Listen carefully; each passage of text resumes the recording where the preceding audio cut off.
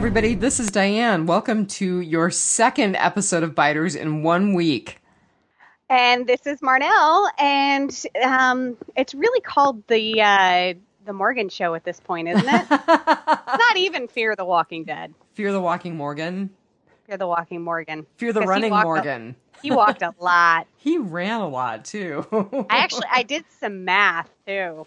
Oh, no, you did math? I did math. Do you want to lay your math on us now or later? Later. Okay, so this is episode 1 of season 4 of Fear the Walking Dead, and the title is What's Your Story? You know, it really is just season 1, episode 1. You know? It kind of is. I think you're right. I actually just saw a headline that said Fear the Walking Dead is officially more popular than The Walking Dead now. I don't know that I totally buy that, but it did get some pretty decent ratings for the first night. And so here's what I got to say about that. Just slow down. This is not Fear the Walking Dead. This was the Morgan Show. Just wait until we see Madison and Strand and everybody all together and they start grading on you. So we'll see. I reserve my judgment. This was all those people who got pulled over because they were watching the season ender of Walking Dead, and they were like, gotta find out what happens to Morgan. Yep. And, you know, they teased that we had one crossover character, but technically we had 4, so... Right? Good point. Yeah. Very good point. Which was kind of nice. It was fun. For us, apparently not for Morgan. I think Rick's visit was the one that did him in. Mm-hmm. So, the numbers for this episode, since we kind of touched on that, 4.09 million live views. Nice. That's like usually twice what Fear does on same day. That's decent for what, 9, 10 o'clock on a Sunday night? Yep. And Walking Dead had 7.9 million views on the same day. So you figure about half, a little over half of the people who watched Walking Dead tuned in for Fear. You know, I don't know if they tuned in live, but we did have a lot of people come back into the fold. A lot of people who stopped watching in season 2 decided to watch the season premiere. We had some feedback on Biters about that, which we'll get to. Yep. Yeah. Yep.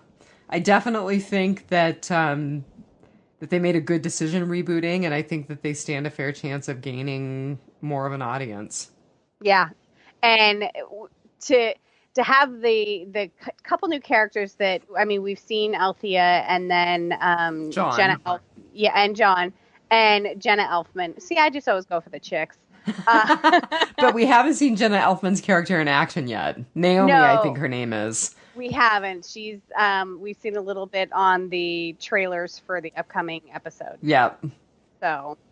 And it looks like she and Alicia are doing a buddy cop show together. So they spent some money on some. I don't even want to call them B actors because Maggie Grace is still actively acting in various shows and movies. No, I didn't know it, but because I haven't watched the franchise, but she was in Taken 1, 2, and 3, and actually had made all of those movies made quite a bit of money. That's where I recognize her from. Yeah. Jenna Elfman hasn't really worked steady since Dharma and Greg. Dharma and Greg. We've seen her in a few things, but nothing really steady. So they shelled out some money for some names. And I'm not familiar with the actor who plays John Dory. I know is it Gerard Dillahunt? Jared Dillahunt? I don't know. He'll be a featured cast member here shortly, I'm sure. Right. But he apparently is pretty well known too. So they really did spend some money on some known actors. Yeah, definitely. So that's pretty cool. Yeah. It was, let's see, 4th on Sunday night. So Walking Dead was first, NBA playoffs took 2 and 3, and then Fear the Walking Dead was 4th in cable. Well, you can't go up against sports ball. Any kind of sports ball. No. Doesn't matter if you're hitting it or dribbling it or what. You just can't go up against it. No. So how did you... Oh, go ahead. There's balls involved. Ah! You're so bad. By the way, I am drinking tonight, but hopefully Skype is not. Oh. So, what was my rating? Is that what you were going to ask me before I interrupted with my ill-timed balls joke? That's where I was headed. Okay. I was headed for the ball. That's right. Ill-timed or no. Oh, look how Ill-timed or no. It doesn't matter. How far we've sunk, and this is the first 5 minutes. And, we both talked about it beforehand, and we were both like, I really like the episode, but I really don't have a lot to say about it, So this is going to be a 2-hour podcast. Right. Yeah, our not so long podcast from earlier this week, an hour and a half. Right. So strap in. It's going to be a All right. I gave it a 4.8 Korean top ramen with kimchi powder. That's awesome. That sounds delicious. Is that really? A thing? I thought it sounded disgusting, and yes, it is a thing. Ah. I'll send you a case. I actually, Juneau is a tourist town. It's a cruise ship town. We get, like 1 million visitors a year or something off the cruise ships. And our first ship comes in May 1st, and they open up this store that pretty much only the people that work on the cruise ships go to, because it has all kinds of food with like all kinds of home comfort food. Exactly. And so I'm going to have to totally go peruse that for Korean top ramen with kimchi powder. Well, if you can't find it, I can get some for you. I know where to score. I would like to try one. Okay. Unless it has shrimp in it, and then I can't. Oh, well, that's good to know. And I will send you one if you can't find any. You just have to tell me. Okay. Well, so I gave it 4.5 out of 5 bathtubs and hand grenades. Which I just loved that scene. I don't know. There's something about exploding while you're surrounded by tons of porcelain that just, I don't know. Those were like trailers and double wides and tract homes. Those probably had fiberglass bathtubs. You're probably right. It probably wasn't that good a bathtub. Morgan was taking a huge risk. Oh, yeah. Definitely. Nope, I thought it was good. I originally was going to give it a 4, and then I was thinking about it tonight, and I was like, no, I liked it better than that. I'm willing to give it an A. I was going to give it a solid B, but I'm willing to give it an A. My rating was pretty high. I noticed. Yeah. I mean, and so to be absolutely clear, I am rating Fear the Walking Dead in Fear the Walking Dead. This is not, I'm not comparing. You're not rating it on Walking Dead terms? Nope. There is no curve here. I was kind of grading it against itself, and I really did like it. I think it probably was my number 1 or number 2 favorite episode of Fear the Walking Dead. I know that I have rated, you and I both really, really liked one episode, I think, last season. I've got to say, I'm thinking back, and I really remember liking the finale last season. Maybe. And not just because it was the finale. We thought everyone died. That's right. We know that, oh my gosh, I can't remember his name now. Who's the Native American guy? What was his name? Taka? Taka, yes. We knew that Taka made it. You have a good memory. Well, don't tell anybody, because then I wouldn't be able to write everything off on my head injury. You have selectively good memory. There you go. My brain hangs on to things that I think are important, like Taka. Right? Like, I could so win a trivia show, but I would be an idiot in, like, a science class. Yeah. And I really wish it were the other way around. But no, my brain is just jam-packed with movie quotes and song lyrics and, like, actors' dates of birth. Yeah. I think I could manage both, but when it comes to trying to remember why I tried to call my husband at noon today, couldn't possibly tell you. I almost reheated a bowl of soup last night with the spoon in it. The metal spoon. Oh, well done. In the microwave, of course. In the microwave, yeah. Yeah. Yeah. Burning down the house. Song lyrics. I was going to say, watch out. You might get what you're after. Oh. All right. So the title, What's Your Story? So it obviously comes from John Dory's almost first words to Morgan and Althea's last words to our survivors. Yeah. Because they Yeah. both say, What's your story? I think Althea says, What the hell's your story? Or something like that. But Yeah. And doesn't she say it when she's filming John and Morgan? She asks him, what's your story? I don't know that she phrases it exactly like that. She Okay. might. But the first person to utter those words was John Dory when he was talking to Yeah. Morgan. And I But I didn't also catch think that until the rewatch. I think it also has to do with just the stories that Althea's collecting. Yeah.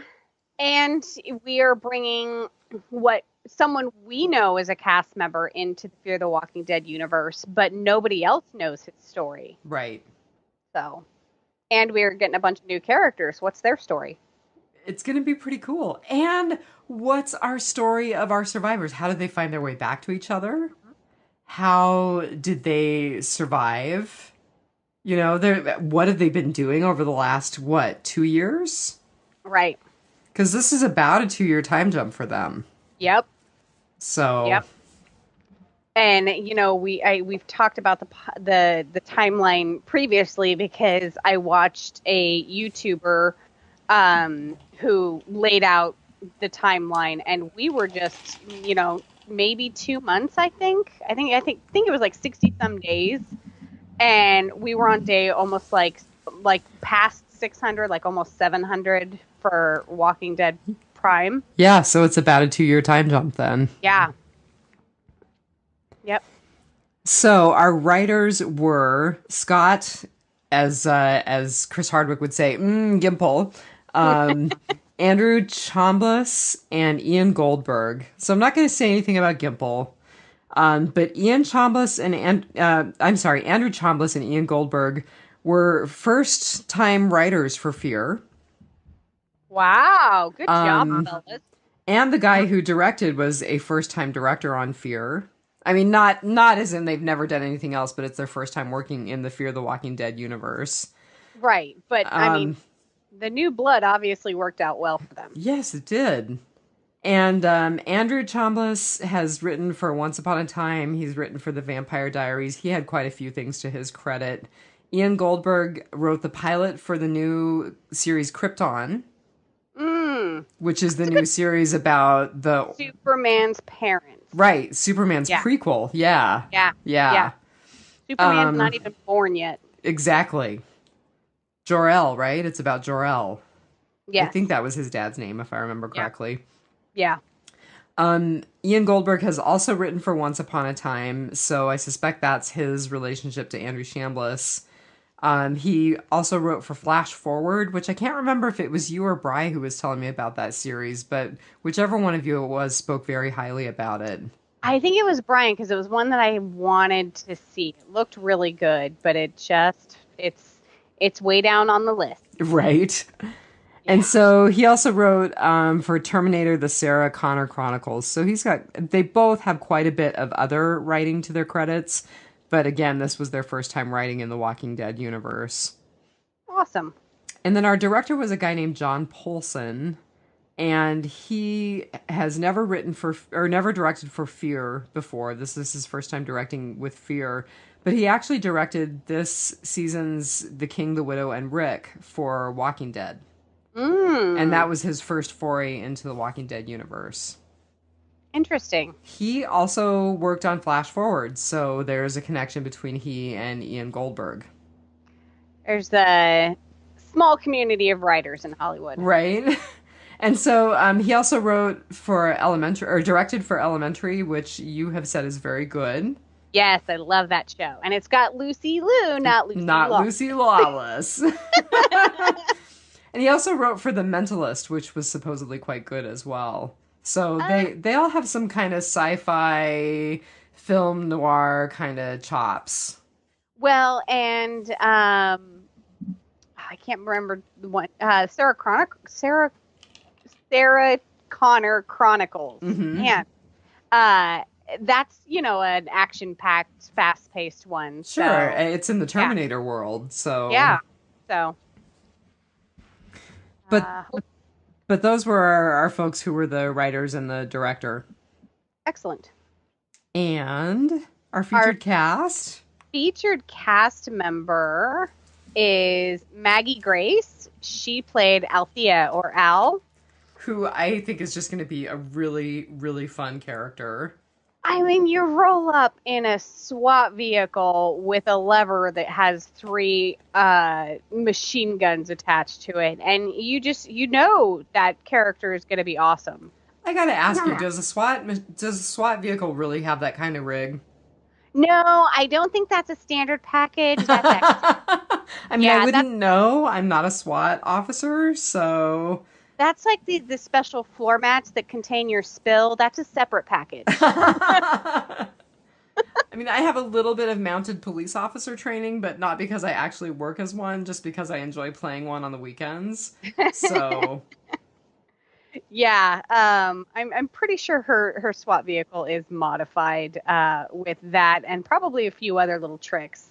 But yeah, so I do have to say that I did not do a lot of research on Maggie Grace, and it's just because she is kind of a bigger name actress. So when I first saw her, I was like, I know her from somewhere. And I went to IMDb, of course, and immediately I was like, oh, she's the girl from Taken, the film series Taken.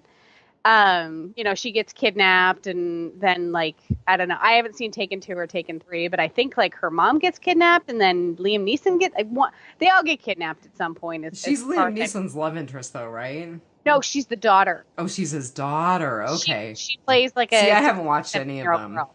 Yeah, no, Famke Jensen. Oh, Famke Jensen? Yes, yeah. Is his ex-wife, who is the mother in of Phoenix. Yeah. Yes, from X-Men. Yes. But then I also knew her from the Twilight series. She played Irina Denali. Yes, she was one of the Denali clan vampires. Yeah.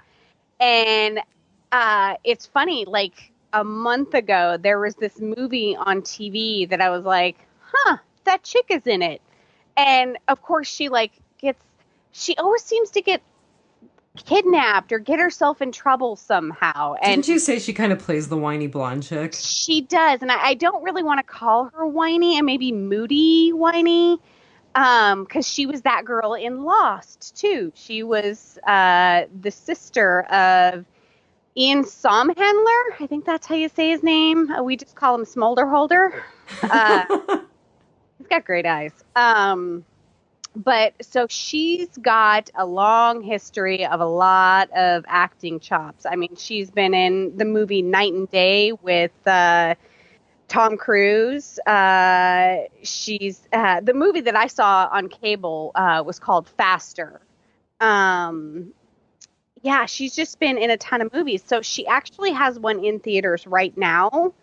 It's called The Hurricane Heist, and it kind of looks like a Fast and Furious Sharknado type movie. Oh my God. How could you cross those two movies and come up with a movie? They are trying to pull off an armored car heist during a Category 5 hurricane. Uh-huh. Yeah, not one I'm going to go pay $13 or whatever to see at the theater. It may get watched at home, but it'll involve a drinking game. That kind of movie. But she is coming out in a movie called SuperCon. Which is about what? Okay. It kind of sounds like they're kind of D-list former actors. They played characters in comic books or something like that. So she's rehearsing for Walking Dead cons. Right? And it's got John Malkovich. Oh, cool. Mike Epps. I haven't clicked on him. I know him from a ton of stuff. He always plays a very funny role. Oh, yeah. He was in the bunch of Resident Evils. He was in The Hangover, All About the Benjamins. But also Ryan Quanten. People will know him as Sookie's brother from True Blood. Oh, cool. Yeah, and Clancy Brown is the guy that they're all plotting against because he's kind of the big name in the Comic-Con circles in the movie, and they're like sick of him getting all the attention and all the money and everything. You'll recognize him as Sergeant Zim from Starship Troopers, or at least that's what I remember him from. Aha. But he was also Captain Hadley in Shawshank Redemption. He was the really mean prison guard. Lovely. So the trailer for it just came out like 10 days ago. It looks super duper funny. I don't know if it's $13 funny. It also may involve a drinking game, but it really, really does look like one I will actually put on my list to watch. But the movie that she was recently in that I'm actually kind of super excited to watch once I clicked on it, they were at an event with Chris Hardwick recently doing a panel, and it involved Maggie Grace. So it was obviously on the upcoming Fear the Walking Dead season. And her cousin actually stood up in the audience and asked her a question, and so there was hilarity ensued. But she mentioned that she had sort of worked with Lenny James before. Really? Yes, they shot a movie together, but they had no scenes together. The movie is called Lockout. It came out in 2012, and a man wrongly convicted of conspiracy to commit espionage against the U.S.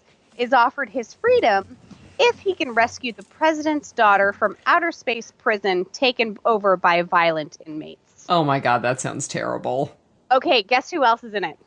I'm not even gonna... I can't imagine. Joseph Gilgun. Oh, Cassidy! Cassidy is in it. Oh, he's got to be one of the bad criminals. So the IMDb profile pic for Joseph Gilgun is what he looks like. He's sitting in like kind of a prison mess hall, and he's like totally tatted out, and he's like drinking a juice box, and he's got, you know, kind of a mohawky haircut. I think that's actually a scene from the movie. I think his IMDb profile pic is a scene from Lockout. Oh my god. You know I love Cassidy. I know you love Cassidy. So Lockout just shot to the top of my list of must-watch movies. Like, that's this weekend's movie for me. Okay, you have to tell me because I may have to watch it while I'm home recovering. Yeah. Oh, and it also has Guy Pearce. You know, he's not that big. I'm afraid I don't even know who that is. How embarrassing is that? Oh my goodness. You just, like, don't watch enough television. Apparently not. LA Confidential, Memento, let's see, Alien Covenant. Keep going. Yeah. I know I'm a horrible heathen. I didn't watch LA Confidential. It just wasn't my thing. Did you watch Iron Man? Did you watch Iron Man 3? Yeah. The bad guy. Oh, okay. Yeah. Okay. Yeah. Tons of other credits. I'm sure most of you are screaming at the podcast going, no, Guy Pearce! Yeah. I failed at my geekhood yet again. So, yeah, I really didn't do much research on Maggie Grace because she is already such a well-known actress, and I think she's going to be awesome on, like I said, I think that she always plays kind of the whiny blonde that gets herself in trouble. But seeing her as Althea... Right, she's not someone who gets herself in trouble. She's obviously been typecast all these years, and I'm very excited to see her break out of that because she did very well as what I would say is probably an ex-military chick. So I'm going to throw in a couple of other things, and then I want to quiz you about something. Oh. So her real name is Margaret Grace Denig. She was born on September 21st, 1983, which makes her a vernal equinox baby, which means she was conceived at the winter solstice. Oh my goodness. I'm just kind of throwing that out there for the astrology page that we don't really have on this podcast. So that's really cool. I wonder if that was like if they tried, because a lot of people do. Possibly. Maybe they're pagan and that was their fertility ritual for the winter solstice. Who knows? Well, she is Scottish. There you go. She's English, German, and Scots-Irish. Well, she's lovely, and I love her as this character. Yes. So, I want you to talk about Irwins. Because you're the person who hooked me on the Newsflash trilogy. So I want you to talk about Irwins because I totally think she is a character right out of Mira Grant's books. That's right. So I think we've talked about it a couple of times on the show. I don't know if we're talking about on the Fear the Walking Dead, but I'm sure those that listen to Biters also listen to the main show. I don't think you're just listening for Fear the Walking Dead. Right. So you've probably heard us talk about I think originally it was 3 books, and they've done a couple of novellas. Well, and the big new one that you sent me, which I must confess I still haven't read, but I'm like, I'm going to have to read it now. I still haven't read it yet either.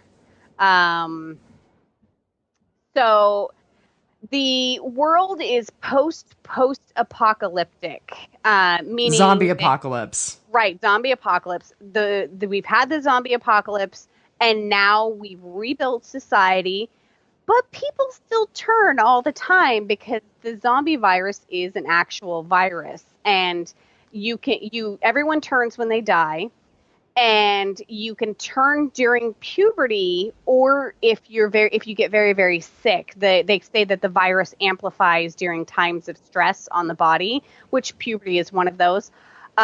Alaska is a no-go zone because the virus affects all mammals over 30 pounds. So like my 65, 75-pound dogs would turn. The moose would turn. The moose, the bear. I really wonder about seafaring mammals like orcas. Right? Like a zombie vampire orca. or like a zombie orca or a zombie sea lion. Sea lions can be pretty vicious. Sea lions are vicious. Oh, yeah. So anyway, but so there's a number of different types of characters. The way that the zombie apocalypse happened was the regular media didn't really pick up on it. They were just like, yeah, it's like SARS or something. It's a flu outbreak. It's So the bloggers and podcasters started doing their own reporting, and that's how people got to know how to deal with zombies. You headshots and don't get bit, and there's some general rules about one of them is dumb and slow, but when they start to gain more in a herd, they become fast and group thinking. So because it's a virus, they're not always technically dead. The virons kind of feed off of each other too. The virons kind of learn off of each other.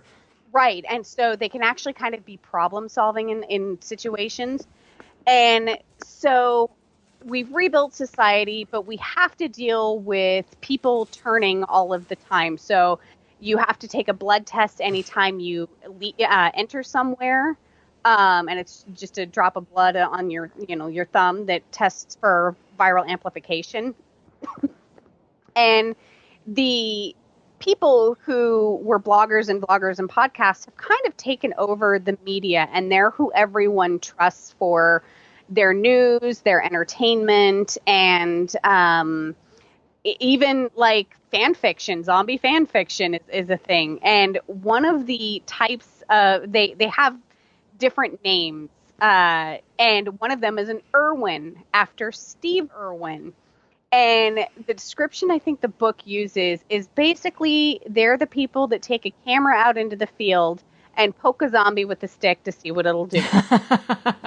Which is basically what Steve Irwin did. He took a camera out into the wild and poked alligators and stuff to see what they would do.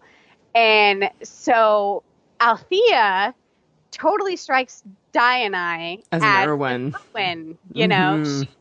She takes a camera out into the field, and I mean, she's getting the stories of the humans, but she's a very capable person, which the Irwins have to be because every once in a while they get themselves into a jam, and all of a sudden one zombie turns into 50 and they've got to jam out of there. So, yeah. So we highly recommend the Mira Grant series. Very much so. The News Flesh series. They're just amazing books. The even if you just read, I mean, book one, I devoured it in like 2 days. No pun intended. Wah, wah. It's called Feed. The second book is Deadline. Third book, Blackout. And then there's a fourth book out now, actually for 2 years now. It's called Newsflesh, right? The News Flesh. It was the News Flesh trilogy, but now there's 4 books, so it's the News Flesh series. I can't remember what the fourth book is called, though. It's sitting on my bedstand in the other room. Called Feedback. Ah, okay. Yeah. Yeah. So I can't remember what they called everyone, but they basically worship George Romero as a god, and of course George Romero was Dawn of the Dead, the Night original of the Living Dead. Night of the Living Dead. Not that we have to explain it to this crowd, but right. I'm sure you're. Thank you for correcting me. I sure tons of people were out there doing the same. So, she also writes under, and I'm going to totally blow the Celtics, so please forgive me, but Seanan McGuire, I don't know how to say her first name. I would have said Seanan was right. So it's S4e1, right? Yeah. Anyway, my understanding is that her books that she writes under her real name are quite good as well. I've not read any of those, but highly, highly, highly recommend. Yes, definitely. She's an excellent writer. Which actually leads right into my good. Oh, awesome. So my good was Althea, because I just love the idea of someone out there collecting stories. And the thing that really got me was when Morgan was telling her about Ezekiel and Sheba. Yes. Because I thought this is how histories and legends get remade when the world falls. Definitely. I didn't think of it that way. I just thought, as someone who viewed it, we're like, oh yeah, he totally had a tiger, duh, But of course, as somebody who was just hearing about it, who hadn't seen it, was probably like, really, dude? Are you sure it was not wasn't a big house cat? Seriously, so this, I mean, I can just completely see, 10 years down the road, the handful of survivors that are left who are trying to put society back together are going to be like, and then there was that guy in Alexandria who was a king. Right. Or not in Alexandria, in Virginia, who was a king. Yeah. And he had a tiger. Right. I mean, that's how histories and legends get made. So yeah. we're seeing that process happen thanks to Althea. Yeah, definitely. So that was my good. I just thought that was really cool, and I really like the spin on this character, R. Irwin. Well, and my good also was Althea. Oh, how funny. Me, I love, and I'm going to swear, I love a badass chick, and rolling up in the SWAT vehicle, and, she's got the double knives and just, everything about her. I have long hair. It's my comfort blanket, but I dream of being able to have hair like hers. Just everything about her. She had a little hula girl on her SWAT vehicle. Her console. Just everything about her was great, and obviously very capable. If 2 years into the zombie apocalypse, she's toting around cases of Top Ramen and Pall Malls. So, which, by the way, what's her story? I can hardly wait to find out what her story is. Right. I'm so glad that, like I said, Maggie Grace is normally plays kind of a whiny blonde, and obviously it is not because of her acting ability. She's been typecasted, and I'm glad to see her in this role, and I'm excited for the season to come. Yeah, I think she's going to be a great addition to the cast. Definitely. She already is. Yeah. I mean, I would have to say, even as much as I love Morgan right now, Al is probably my favorite. Oh, Al is definitely my favorite. Yeah. And I love that they kind of gave her a gender neutral name. Right. You know, her name is Althea, which is, you know, a feminine name, but people call her Al, which is a masculine name. So, yeah. People. I love new people. I like new people. So what was your bad? So my bad was that they hyped it so hard. I really felt like the way that the episode was hyped on my initial watch, I was like, I was expecting more, a solid B. I can live with that, but they really hyped it up really, really big. And then on my rewatch, I was like, no, I really did enjoy it. But I just felt like by hyping it up so hard, perhaps, in fact, AMC sold it a little bit short. Does that make any sense at all? No. Like, I was so excited, and then I was kind of like, okay. So how could it have lived up to the hype? Well, exactly. That's exactly what I'm saying. So I don't know. How do you promote it without hyping it so hard? I don't know. Right. It worked. I mean, they got some great numbers and a lot of great feedback, and they've brought some people back into the fold. So maybe I'm just too critical. So I'm just wondering if it's sustainable. You know, I mean, this, like I said, I'm reserving my judgment until it's not the Morgan show, which a next episode looks like it doesn't have Morgan in it at all. So it looks kind of like the backstory for our main group of characters. What the heck is their story? I guess we'll get to see it next episode. Yeah. Yeah. So my bad was, who the heck falls for the crying girl in the middle of the road?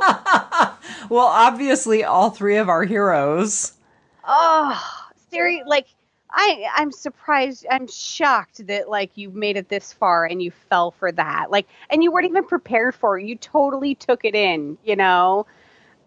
Yeah, so we kind of joke around about at least my survival skills in the apocalypse. Having grown up in Alaska, having done hunting classes and, you know, knowing how to, you know, skin and gut an animal and all those kind of things, and being able to handle weapons. And I think Hollywood also helped me prepare for the apocalypse, because the crying girl in the middle of the road was done in just 3 off of the top of my head: Mad Max Fury Road, The Book of Eli, and Zombieland twice.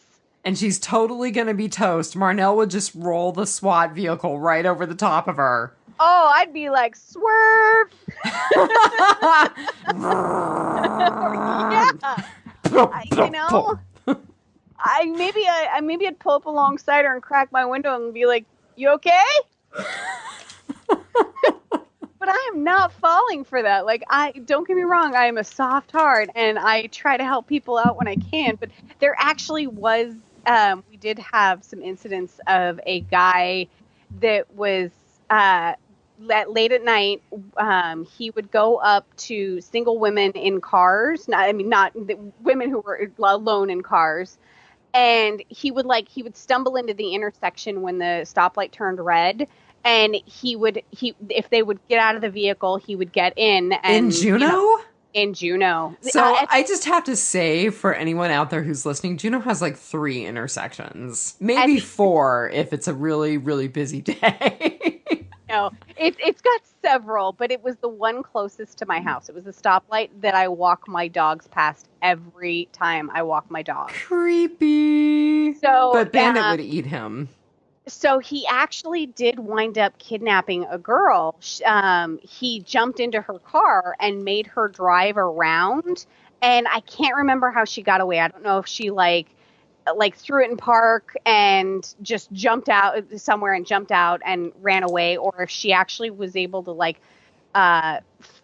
signal a police car but she was able to get away, and they did get the guy. But we had this crime bill that went through where they do a catch and release. Oh, yeah. no, So really? Yeah, and we had another one the other night that was trying to get into women. He was chasing women to their cars at one of our local gyms. So There's a lot of heartburn about that particular House and Senate bill. A yeah, lot of heartburn. yeah, we are seeing the effects because of the opioid epidemic up here, and across the nation, of course. But so yeah, nobody gets into my car. Like, my doors are always locked. If I'm sitting and waiting for somebody, my doors are locked. And I am not stopping for the crying girl in the middle of the road during the zombie apocalypse. I'm sorry. Sorry. So this leads to my ugly.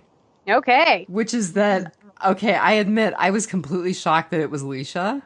Me too. I was blown away, and I'm just really shocked by all of our, quote, heroes being bad guys. And Althea even said it. She was like, there's bad people here. No, she said it to Althea. Yeah, but Alicia said it.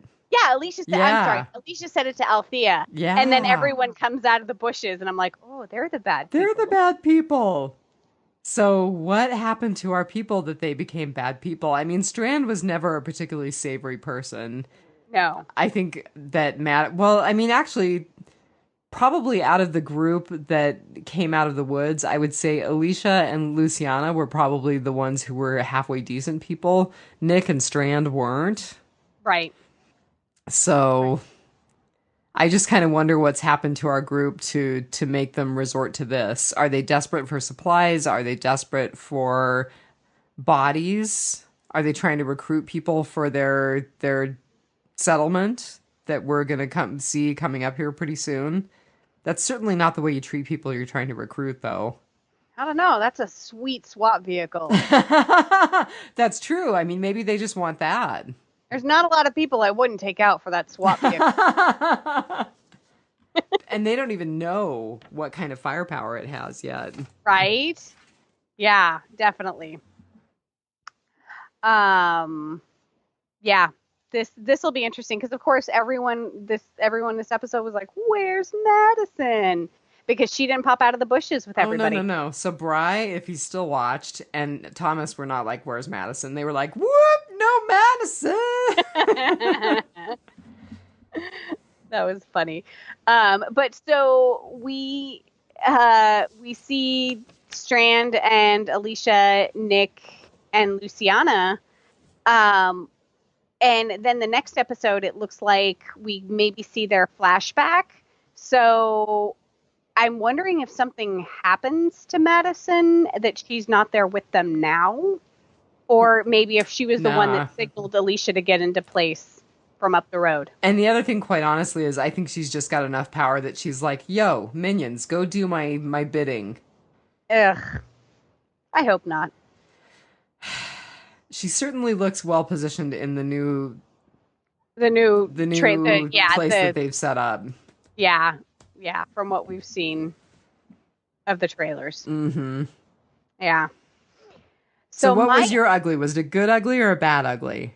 My ugly was a bad ugly. Oh, no. And there wasn't a lot of bad, but there was just something that just grated on me. And it obviously grated on Morgan because the line kept repeating. And Rick repeated it several times. You can hide, but you can't run. Which is why he ran. Right. And I gather that Rick was the last of the people to come basically bug Morgan. Morgan was obviously like, I need my space. Right. He was like, stop knocking on the door already. I'm done. Just back off. I'm fine. I'm growing eggplants. Doing my laundry. So I don't know why. The way that Rick said it, it was almost menacing and like basically like, we're just gonna come keep bugging you, like he literally said that, we're just gonna come looking for help. It'll be me, it'll be Maggie, he did warn Morgan that was what was going to continue. Yeah, that was just not a friendly visit. And I'm like, okay, prick. So I think he meant it to be. I think he was really trying to get Morgan to come back into the circle of the new world, but you don't talk that way to somebody who's mentally ill. No, reverse psychology does not work. Right. Oh, so that was my bad ugly, my ugly mustard, as John would say. Um, I almost made drink come out of your nose. Mm-hmm. That would have been Yeah. such a waste of vodka. So I just that really grated on me that Rick was such a prick. So that was my bad ugly. Well, so rotting potpourri. Rotting potpourri. I've got some numbers for you. Okay, what's up with the number 51? That I don't know. I didn't do the You numerology. didn't do okay. No, I don't think it means. Oh well, no, you did. I'm You sure did math. I did math. So Scott Gimple on The Talking Dead said you can kind of gauge how long Morgan's been in the trash heap. Excuse me, because he grew eggplants. So Did you look up the lifespan of eggplants? I did. To grow an eggplant from seed to To being able to pluck the fruit. harvest, yeah, it's 16 to 24 weeks. He was in the trash heap for a long time. He really, really was. I mean, no wonder why people were bugging him. They were like, it's been like 21, 22 weeks now. You coming back anytime soon? Right. So, I mean, he had fully formed eggplants. So, yeah, split the difference and call it 20 weeks. He was there 140 days. So, what, 5 months? Yeah. Yeah. At least that. About 5 months. I wonder if anybody in the Walking Dead universe actually did the math the way you did the math. You need to tweet Scott Gimple. Well, he did give... Scott M. Gimple, did you really look at this time frame? That's a really long time, unless they're like Monsanto eggplant that grow at an exceptional rate. There you go. They're helicopter Monsanto eggplants. You have no idea what the time frame has been. It's been 3 days. One for planting, one for growing, one for harvesting. One for Jesus, one for Maggie, one for Rick. So he was in the trash heap for about 5 months. So that kind of actually adds to our 2-year timeline. It does. It does. So we're like 2.5 years into the zombie apocalypse. And so from Alexandria, Virginia to, and I said Tyler, Texas, because Althea They did talk about Tyler. Yeah. Yes, and it's one of the easternmost cities in Texas. So from Alexandria to Tyler, Texas, it's about 1,300 miles. It was like 1,290 something. It's 1,300 miles. That's a lot of running. It is. And so the average person walks at a pace of 3 miles an hour. If you say he walked 12 hours a day, it's 36 miles a day. Let's round it down to 35. He was 36 to 37 days on the road, except he did run and he did drive a couple of cars. So if we knock off a week for that, that still puts him another month on the road. Another month. So 5 months for the eggplant, 1 month for his travel time. Yeah, his Forrest Gumping it across the U.S. So we are now 6 months away from all out war. What do you mean? We're 6 months away from all out war because he left the hilltop at the end of all out war. We're 6 months past all out war. Yeah. Okay, no, I thought you said we're 6 months till. Oh, sorry, I didn't speak well. You're right. Yeah, okay. I was like, no, he doesn't leave and come back. Yeah, so we're 6 months past all out war in the Walking Dead universe. So yeah, there's your numbers. There's your math. Good on you for doing some math. Because I'm not an accountant or anything. I don't do it all day. Actually, these days, what accounting is software and just editing spreadsheets and doing data entry. That's pretty funny. A robot's going to do my job in 10 years. Good Lord, a robot's going to do my job in 10 years. Yeah, it's like the movie Idiocracy. which I still have not seen, but apparently I need to.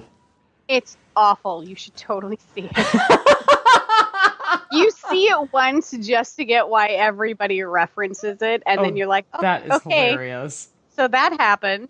Yeah.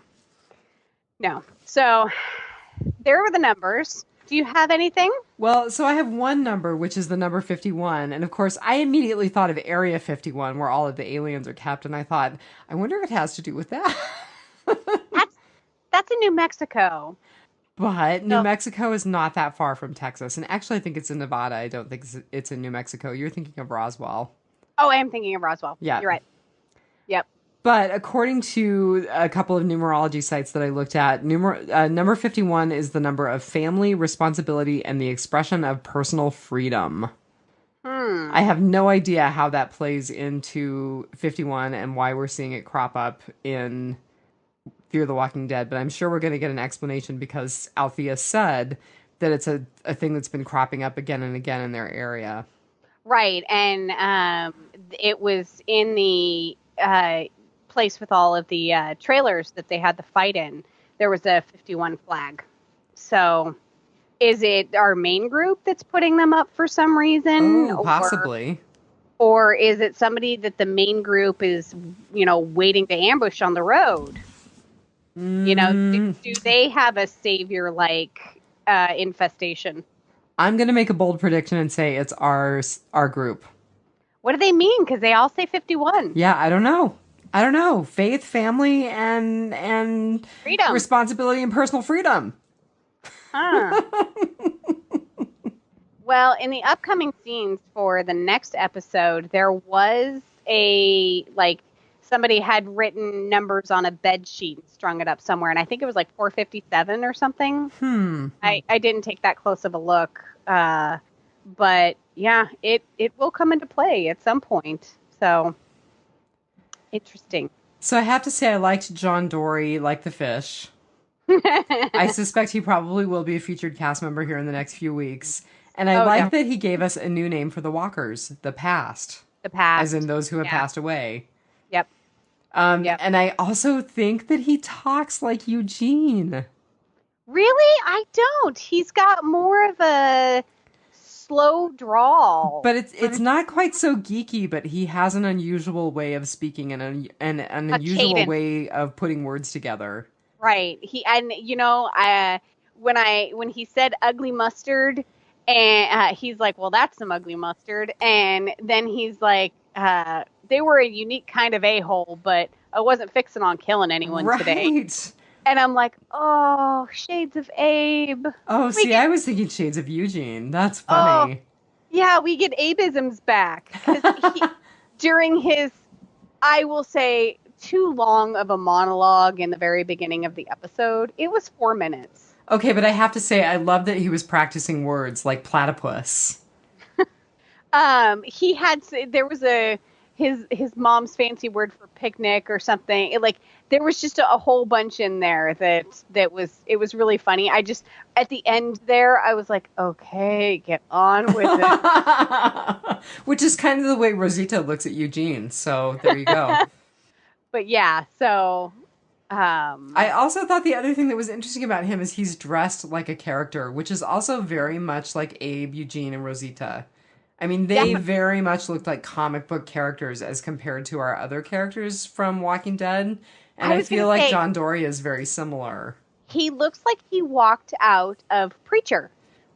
I can see that. I was thinking Westworld, but... Oh, yeah, which, of course, Stephen Ogg is in. Mm-hmm.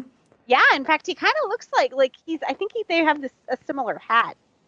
But, is that who he was, or is he dressing a part now that the zombie apocalypse has happened? I mean, it'll be interesting to know what his story is. Right, because he's pretty fixated on that gun, and there's only one other one like it. Okay, but I have a question for you. Is Laura really real? And yes. The reason that I ask you if Laura is real is that at one point he says there's no other gun like that in existence. I thought he said except for one. Maybe I missed the except for one, but I thought he was saying to Leland, handle that carefully because there's nothing else like that in existence. So now I'm going to have to watch it a third time. Maybe Laura's the other gun. Maybe Laura is the other gun. I was actually thinking, oh my God, what if it's Laura from Sanctuary? So I was thinking, oh my God, what if Laura is Madison? Ew, no. No. We let it happen. No. That might get me to stop watching. Squicky. Yeah, a little bit squicky. So why were there so many walkers in the trailer? In the trailers? I don't know. Were people hoarding them? Like, was Leland's group hoarding them as a bioweapon? Or was it just actually that people were... Maybe they were FEMA trailers and people were kind of trying to ride out the apocalypse in that little community. So that's kind of what I thought, especially when Morgan just so happened upon the one walker that was a military guy with a hand grenade. With a hand grenade. I actually went back and rewatched all of those scenes because I was like, well, are there more military guys? And there might have been a few. They were dressed in like the camo green color. Not actual camo, but of course, a lot of walkers are dressed in really dark colors. But well, and who knows? I mean, body fluids, mold, they could have been any color to start with. Right. There was a lot of flannels and hoodies, though, so there was a lot of civilians. I was kind of thinking maybe the military had started up kind of a safe zone in there because there was a lot of shelters.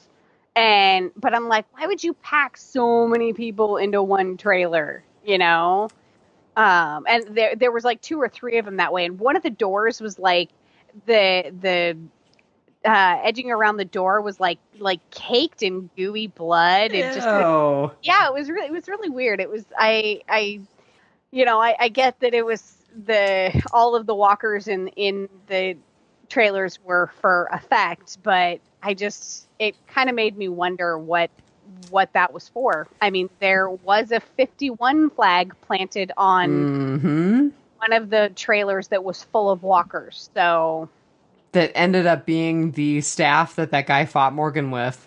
Yep. Never take a flagpole to a staff fight. Oh. Sorry, I couldn't resist. That's funny. It's funny you should John Dory like the fish. Well, he said that. He did. And when you said Maggie Grace's real name was Margaret, right? Maggie from The Walking Dead. Mm-hmm. Yeah, and Gregory always calls her Margaret. Mm-hmm. So that was funny. You got anything else? I don't really think so. I mean, I really liked that John and Maggie, or John and Althea rather, were both being persistent about keeping track of Morgan and finding him and making sure he was okay. I had written down that I really loved his gift of socks to Morgan. I thought that was really sympathetic and really sweet. Definitely, and I hate wet socks.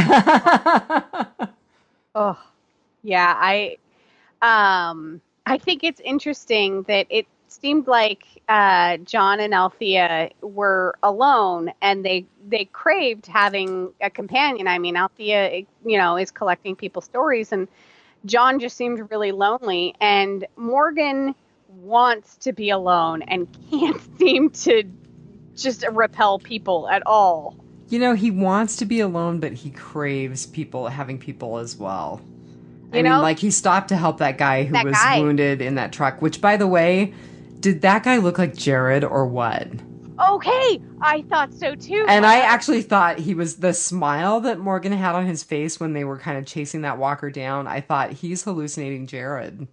Yeah, that's totally where I went with it too. My other half saw somebody else. I can't remember who he said, but I was like, no, that totally looked like Jared. Oh, it's totally Jared. And of course, he's been hallucinating Jared, so it would make sense. But yeah, I just, that scene like kind of particularly struck me too, because the guy kind of knew that he was a goner, and basically like, don't waste your supplies on me. So well, and what he said about we're all alone in the end anyway, or something along those lines. We're all on our own. And That's then, actually totally not true. yeah. And this episode kind of proved that that's not true. Yep. Yep. Yeah. Other than that, I kind of had the same complaint as I usually do, that 2.5 years into the zombie apocalypse and that car started right up. Right? And had a full tank of gas. Full tank of gas. Full tank. Nobody siphoned it. Mm-mm. Yeah. No, I had to laugh at that.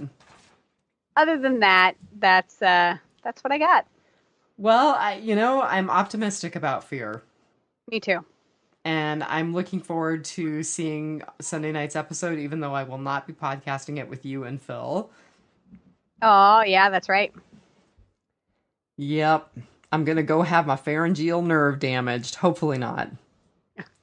That would be tragic. It would be tragic.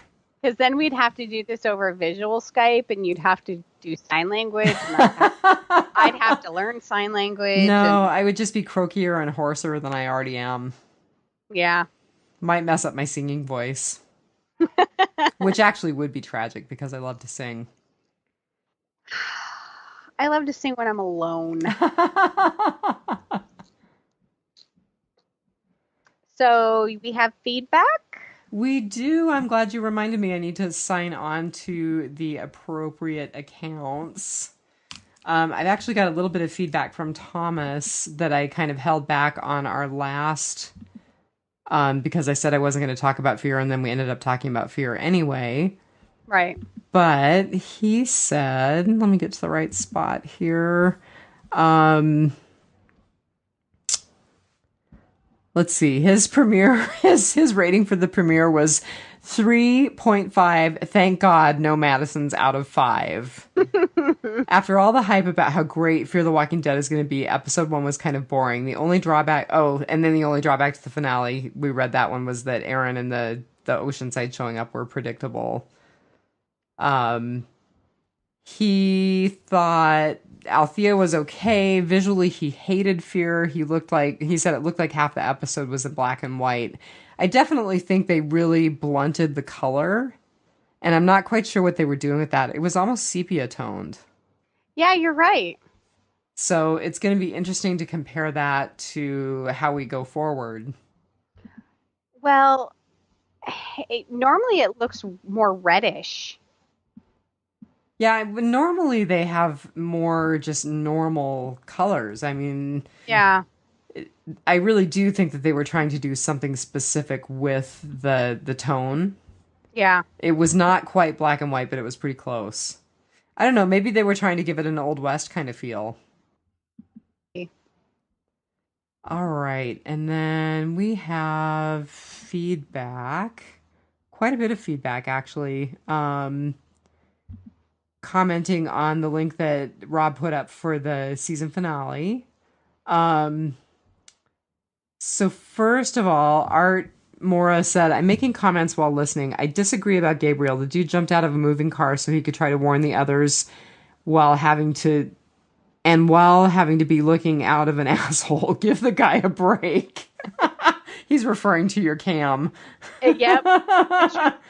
I will give him that. It was a really good point. I called Gabriel a coward who never does the right thing at the right time. But you're right. He did jump out of a moving vehicle. All for the sake of the survivors. Yep. And then Art also said, Maggie back on the farm I took as 19 or 20. The same for Glenn. So it's been, 3 years or so? If that's all that's true, then that cute dude is about her age, no?